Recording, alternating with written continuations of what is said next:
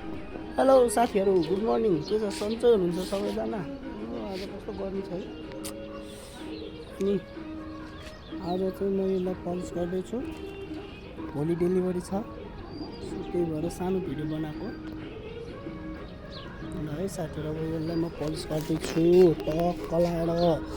अनि भोलि डेलिभरी हुँदैछ मेरो ब्याम्बोको सामान। कस्तो लाग्छ कमेन्ट गर्नुहोला। हस् त, धन्यवाद। मलाई थाहा छैन मेरो जिन्दगीको कहानी कस्तो बन्ला, मेरो लाइफ स्टोरीमा के लेखिएला, तर त्यसमा यो कहिले लेखिएको हुने छैन कि मैले हार मानिसके। जस्तो सुकै बाध्यता आउला, जस्तो सुकै परिस्थितिमा पनि घुम्नु पर्ला, जस्तो सुकै समयको पनि सामना गर्नु पर्ला, तर मबाट हार स्वीकार कहिले पनि हुने छैन।